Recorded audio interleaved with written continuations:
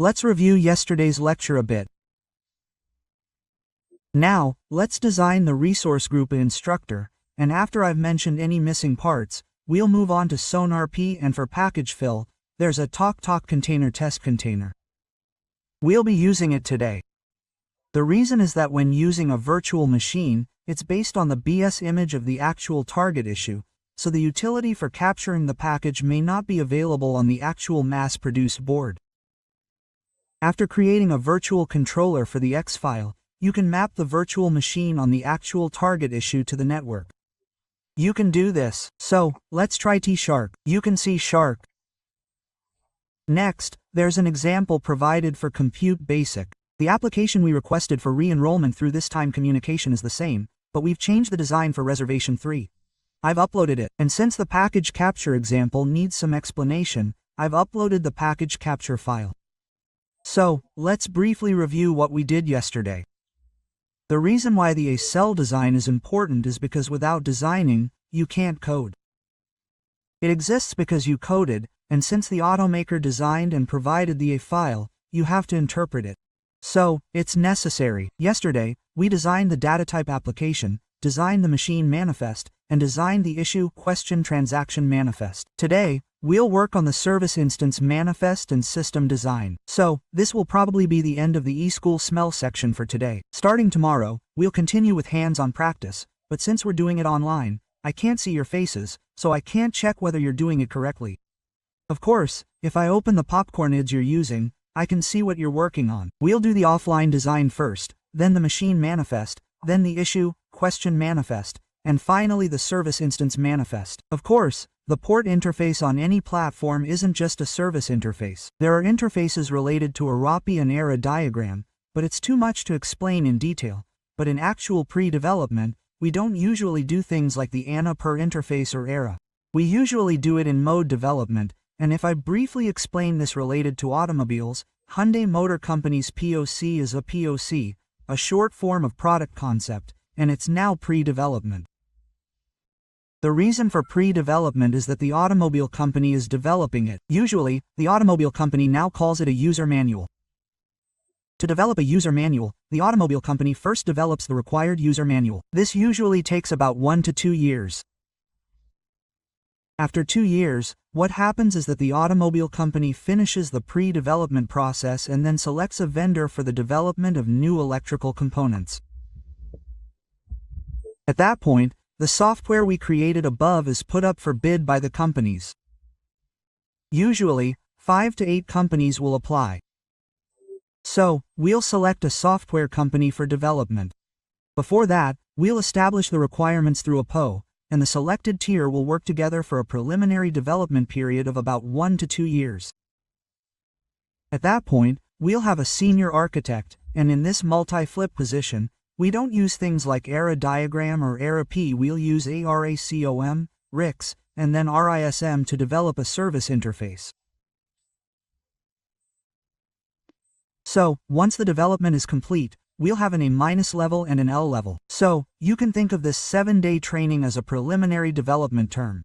If you want to go to ERA or RP, you need to know the overall platform. When you first get into it, you diagnose the ISO standard specification. Since it is the standard and the standard-based one, you have to study the actual standard. Not only auto, but various ISO standards are included in auto. Since it has thousands of pages, it is impossible to master it in a short period of time. For your reference, the service interface instance manifest that I just told you about today, the service instance manifest, I have been working on the Audi platform at my company for over 5 years now, so we have trained many of our internal employees. And we have also trained our customers. The conclusion is that no matter how well I lecture on this service instance manifest, even if you actually develop it for a year, less than 50% of the people who participated in the actual project have properly designed the service instance manifest. Even if I explain less than 50% of the content in 4 hours, it's not like you'll be able to master it. And even if you provide actual training, even if you go into pre-development, and even if you do this every day for a year, about 50% of people still can't do it. But this is what auto companies want now. This part, yes, this part, that's because when you first develop an application, the number of applications is fixed throughout development. What I mean by fixed is that the executable file name and port number don't change. But when you convert the service interface, the content constantly changes. So, the key point is how to design this in a concise manner. And it's impossible to do it with just 1 week of training, because some platforms don't allow it. However, since we're now recording videos, we'll have to watch them later and keep trying. So, when we come back, Hyundai Motor Company is developing a POC for a specific electric vehicle. However, this is not a spicy one. A POC that has never been developed is only displayed if the Scout company has never mass-produced it. To put it simply, in the case of the Ulti platform, there has never been a case of a Candy Series vehicle being mass-produced. Therefore, starting in 2024, the prototype will be applied to all vehicle models, but before that, all preliminary development projects related to the Ulti platform are almost finished. The prototype is finished, and from now on, mass production development will begin. Therefore, preliminary development usually takes 2 years, and during this time, things like the error diagram, PR, and UCM that I mentioned earlier come in. And in reality, during development, there is an issue that is divided into 2 capabilities. One is the A-class design capability. This has nothing to do with employees. Everyone starts at the beginning, so the most important thing for you in college is your ability to master the world of reservations. No matter how much development experience you have at your company, the alternative platform AXM releases a new standard every year. Even I, after 15 years, have to study R22 to 11 every November. And R180 is unnecessary knowledge that I learned from Professor A. So the downside of ARM is that what you learned in the past becomes necessary knowledge when a new standard comes out. So, since you need to keep up to date, mastering R24 will give you an advantage. Next, SIP coding skills are crucial for experienced developers. This requires the ability to develop SIP regardless of your background. You have to read all 882 SIP documents, which are 5,000 pages long. But that takes time. To put it simply, for platforms like Clutch, the standard documentation is 10,000 pages. It's now over 20,000 pages, while for platforms like ADI, the standard documentation is 4,000 pages. So, this number of pages continues to grow. However, because coding skills are crucial, this is where you can excel. This varies depending on individual ability. I hired 30 people for the ADI platform, and I found that almost 7 out of 10, or 15%, couldn't code properly. This is where the difference lies. Because agility is a skill that depends on individual ability, you can overcome it through study, but you can't overcome it through study. It's something you need to be innately gifted at. So, once again, yes, that's the part about academics that I find difficult. And since I've already done the off design, I'll skip it. Your design will be done today, so among the points we discussed yesterday, resource groups were designed. While I was working on machine design, I noticed something yesterday. Validation raised an error. Yesterday, resources. So, I looked again to see if I'd missed something, and there it was. The application references the resource group. The location. So, if you click here and reference the resource group, it's there. When you save, it disappears. I missed that yesterday. Of course, if you press enter, it will be as written. If you look here, the machine generates application information, and the ISK manifest information is there. So, the resource group is listed in the ISK manifest, right? Since it's not defined, there's no constraint. So, you have to write the source group, but if you don't write the CPU value and the property value, it won't be used. This is the same. I won't impose any restrictions. So, what we're going to do today is, first, you guys, build it and go straight to config basic. We'll build the PopcornSAR basic example, create a folder, copy it to a virtual machine, and run it. So, the main house is my Borderland Para R20 to 11 sample main house. And the French MA badge. First, when writing application A, you should always edit and revise the example SA and proceed in the form of a comparison. The reason is that in real-world companies, service interfaces and network designs are provided as mainstream files. Even in the case of classic platforms, automotive companies now provide network design, while electrical equipment companies don't. Let's take a look at PopcornSAR Basic, from its current state of weakness to how to build with minimal virtual copy. So, what we're going to do now is, we're going to create this. And we need to copy the library, right? Copy the library. Yes, we're going to do this. The reason why copying the library is important is because if the POSIX OS or open source version changes, you need to replace it. When replacing it, you don't need to replace the OS. You just need to replace the libraries that the application will use. So, let's look at this example for PopcornSAR Basic. Let's first explain the overall professor for a class. First, I deleted all the AXML in PopcornSAR Basic from the beginning. In the SAW project, there's another issue with the AUTOSAR standard. I recreated this. This AUTOSAR standard is this.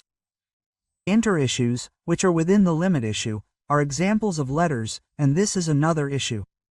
We'll cover both. So, what we're going to do now is the intra-issue, simultaneous signing within the limit issue. We'll do this, and as the inter-issue changes, we'll probably see what changes through actual testing. First, let's cover the inter-issue. So, let me explain the reservation system. Usually, when I teach a service instance manifest, it takes me 2 days to design it. But when you actually implement it, does it have any impact on business? It doesn't. Yes. What does it mean for business? You have to develop the application yourself. Even if you can do it in 1 day, it's not enough. What does half and half mean? Regardless of the slope, reservation systems are new, so here's an example. So, the basic example of the counter company is in the company's example folder structure. Each example contains an X file example. That's it. I've copied this and bought it.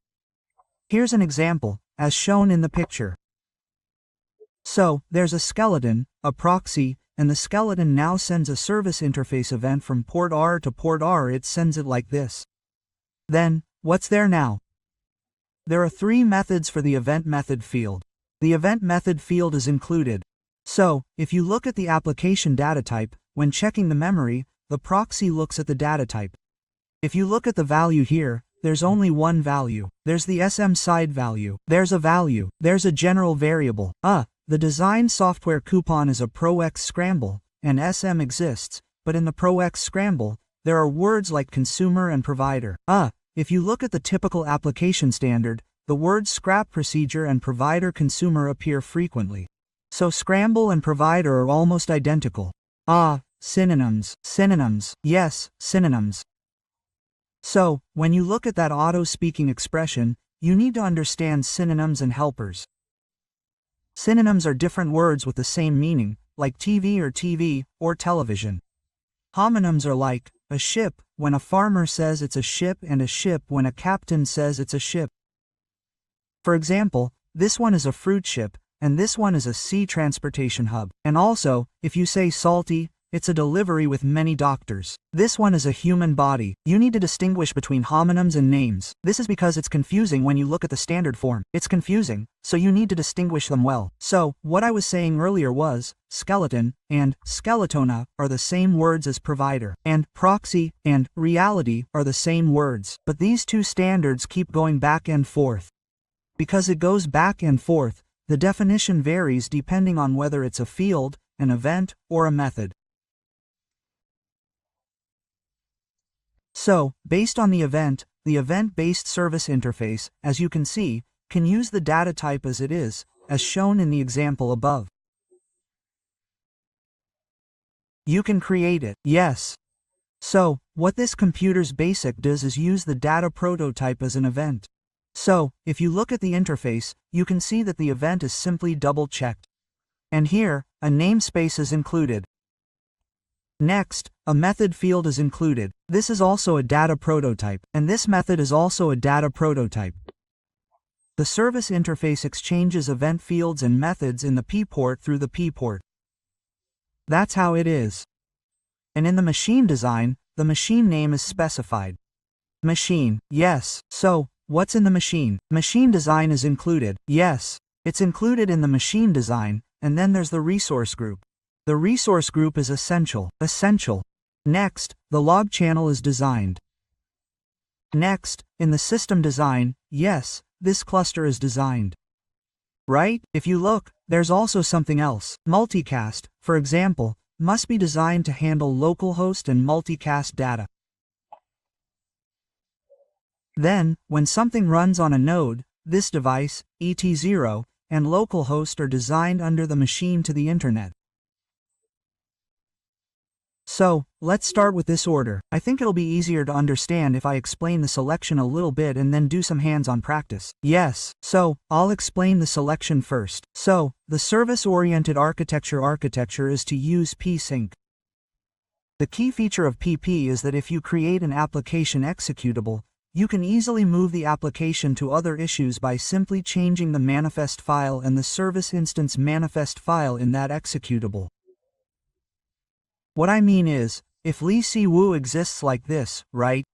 If it's like this, if I create an application, I can insert it here without modifying the executable file, and I can insert it here, and I can insert it here, and I can insert it here, and I can insert it here too. In this case, since only the IP address changes, the IP address information isn't stored in the application. Instead, since the IP information is stored in the service instance manifest file, the application can be deployed as is, and by simply changing the manifest file, the application will operate properly. This is a service-oriented architecture. Or, if there's an application communicating with a service, it can exist in the same issue or in a different issue. Yes.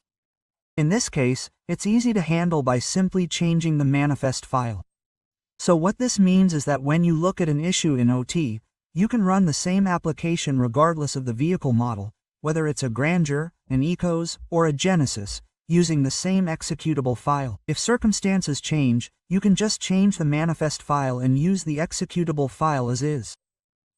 And the manifest file is, what is it? It's a file. So, in order to maintain the application, the AUTOSAR file is also maintained, and in the actual OT standard, the AUTOSAR file that the application actually uses is stored in the issue. It's stored in the issue. It's also stored in the cloud. What this means is that if it's in a private location, you have to issue a copy of it and keep it, and the Cloud OT server also has to keep a copy. This is the OT standard. The reason is that since the manifest file itself doesn't display anything, there could be applications implemented with the old version 191, and there could be applications implemented with R2 to 11, but since the manifest file itself can no longer be used to identify them, we have to manage the history by looking at the original reservation file. So what is a service architecture book? Even if I copy many applications to different issues, if I just change the manifest file, the application will work properly. Then, the application doesn't need the computer file. This is the concept of service architecture. And the service I'm running can be maintained as is. What this means is that whether I use the KakaoTalk app on my iPhone, Android phone, or computer PC, I can access it and use it right away as long as I have an ID. Yes. This is possible through the service-oriented architecture, and at that time, a manifest text file exists to differentiate between PCs, Androids, and iPhones when the application is run. That's how it's processed. Now, as I'll explain later, it's an application layer protocol. When you get to the OSI layer, there's the port MAC IP4DP protocol on top of the application label. If you study networks a bit, you'll understand. What this means is that the Ethernet tone over byte is the effect. Yes. So, what's inside this second byte? IP is included. And what's inside IP is either TCP or TCP. And I'll assume TCP for now. What's inside TCP is P. This is included in the byte like this. Or, like this, UDP, the protocol in Seung Dan is an application layer protocol. Representative application layer protocols include HTTP, SSH, and the ones we used to connect earlier. FTP, Telegram, and so on. Yes. This is now the service layer. So, to put it simply, if I want to use SunPy, I need to design IP and TCP UDP. So, simply designing P doesn't mean I can do this. That's what I need to do. And there are IP protocols, PS protocols, and S protocols. Protocols and ST protocols aren't used simultaneously. When it comes to patterns, they come in sequentially or like this. TCP can't put both in a single byte. It has to choose between P or S, not both. It doesn't put both P and S, but only one of them. If you look at it, it's a sign. That's why applications communicate using TCP/DP. And there's the word node, which is also a standard term. What is a node? A load is a network-connected issue, and a network-connected issue is a node. An issue without a network is not called a node. Yes, so, an issue with a network is called a node. That's why there are nodes. So now we're going with TCP and P. What does this do for the surf? Well, ARICOM needs to support IP, since it's a communications protocol. And there's street. Why is this important? Later, when you do this, you can convert between CAN and P. You have to check whether the actual data matches the received data, and whether the transmitted data matches the actual transmitted data. Yes, you have to check. And it's not the same as SIP. Only one of the two is sent. And since this structure is 32 bits, it's 4 bytes. You have to be careful about calculating 4 bits and bytes. So, a bit was 1 baud. So, here's what else there is. In order to design this SAPI, there's a message ID, a request ID, and this ID value must also be described in the A class file. And then there's the payload. Payload. What is the payload? The payload is important. Whether it's CAN communication, CAN, or CAN FD, then there's the Ethernet actual payload. What is this? It's the sum of the data actually sent. What is this? From their perspective, if it's an event of the service interface, it's the event value, and this is the core. The core is sent and received in hexadecimal. So, the reason the payload is important is because I mentioned earlier. In one Ethernet frame, its frame is a total of web bytes, but only one event can be sent and received. So, if there are 2 events, the payload goes out twice. So, if you decompose the event as it is, you can fill up the entire second byte. So, if the event is specific, what does it display? Serialization. And then, for example, if the answer is 1343A as NTB is 2, if you simply break it down, it will go to 12 hex code.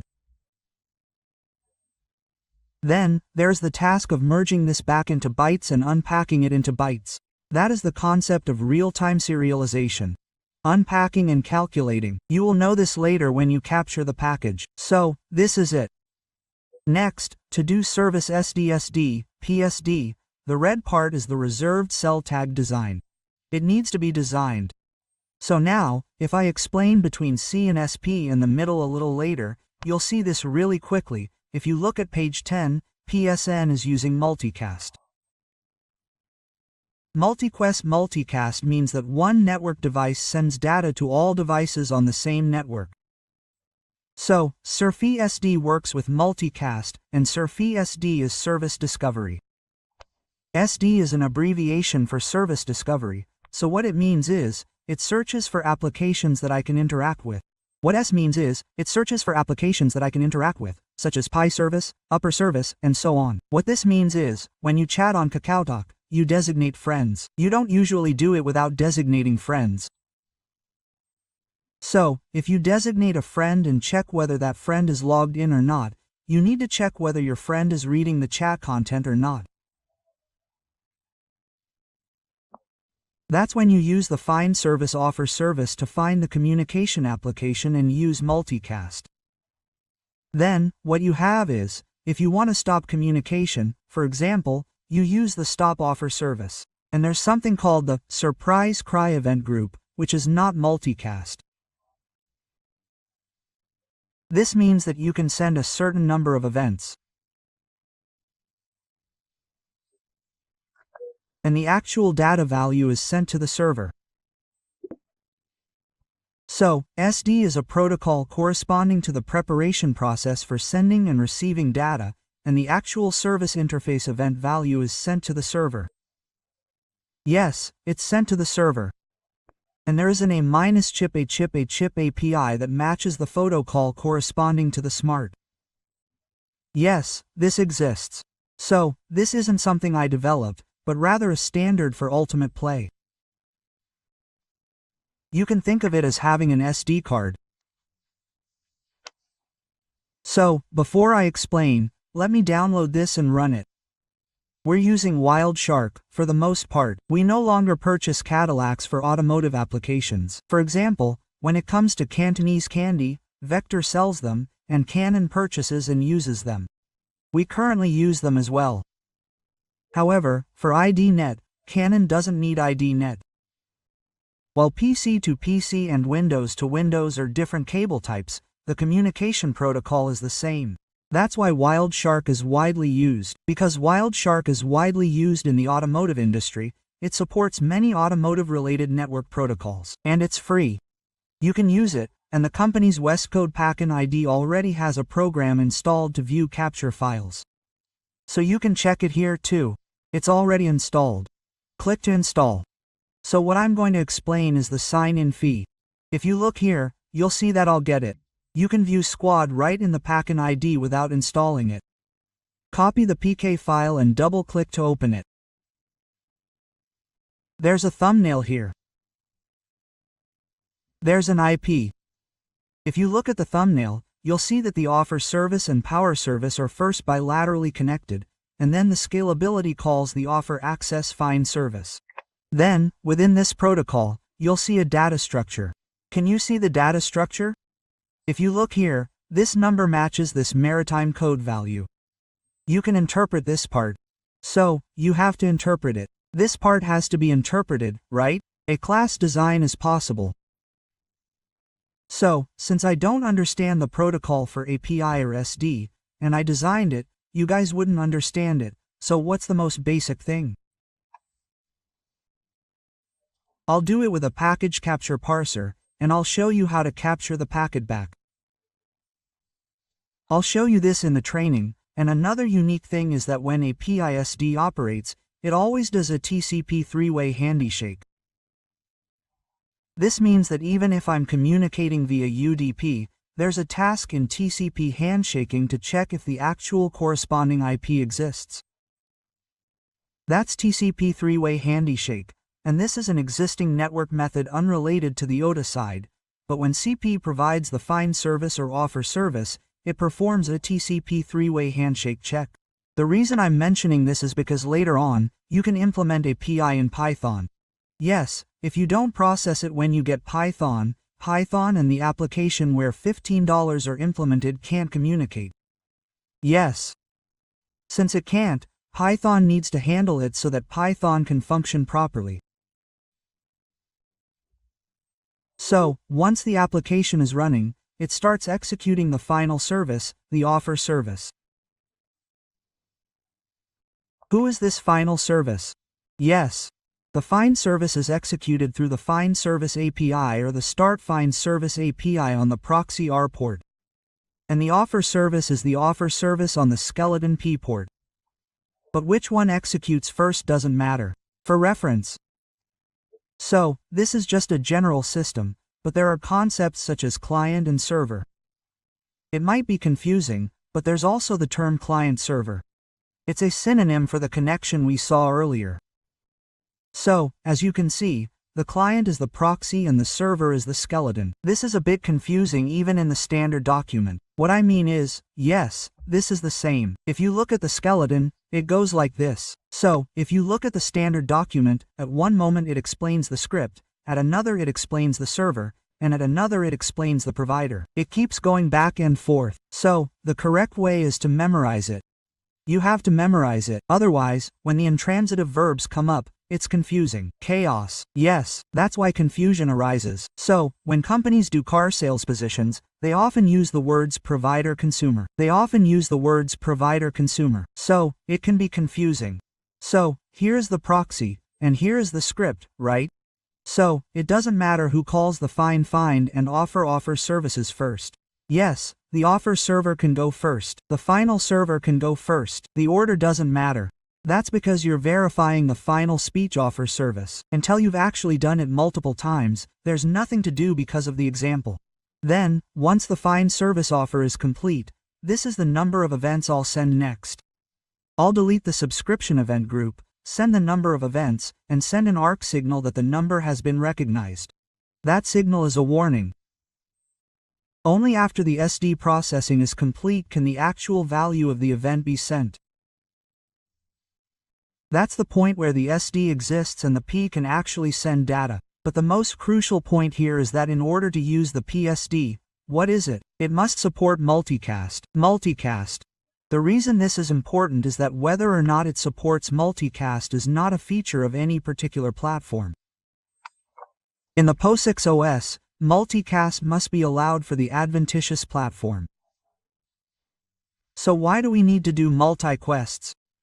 The OS needs to allow multi-quests. Yes, so if you take a quick look at the list, there's a multi-quest, right? Here, you can see how to check multicasting.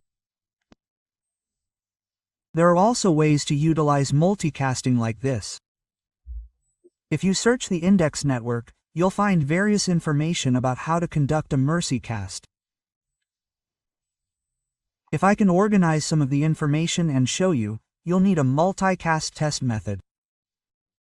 Normally, to test a multi-quest, you can check multi-quests with a command like this, which I'll praise you for yesterday. So, check multi-quests. And if multicasting isn't supported, you'll need to set it to support it. If you search the internet, you'll see multicast designations. In the case of news, for example, multicasting is done like this.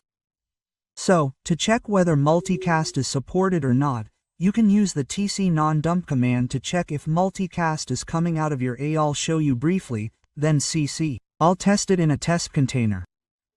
So, we need a way to check multicast like this using the multicast command, and then we also need to check TCP/CP/UDP redundancy. So, regardless of the platform, the OS can block UDP or TCP. That's why this redundancy test is necessary. So, when developing in HUP, when porting ALINX or ACU, if multicast isn't used, the application may not work from the beginning. Or, TCP and UDP may be locked together and not work. So, you need to consider these things. Generally, multicast is enabled by default. Please note that there will be restrictions. So, this is what you need. When you come back in, yes. First, you need to understand this communication protocol. And this communication protocol, the SD protocol, and the package structure. You need to understand it. And you need to know what format the data is in. Looking at it this way, there are things like service IDs and method IDs, and you need to know how these relate to the actual reservation world, right? So, after that, you need to study the ZAFE and S protocols. This is an AUTOSAR. It's the ICE standard, ICE standard, ICE standard. Information about ICE-P is on the homepage here. I'll show you the homepage. Here's the chat window. And the standard is ISO 172. And since my purpose is teaching, please also take a look at the explanation of the P concept used in vectors. I showed it on YouTube. So now, all the car companies are developing cars based on this platform. Last year, in the case of Genesis, the platform was not decided, but the SANPI was already established and developed. Therefore, it is very important to understand the SsangYong Motor Company.